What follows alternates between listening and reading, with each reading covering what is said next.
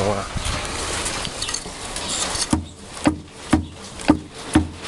Кущовий розбіг вала. Нормальний чи робити, знімати мотор?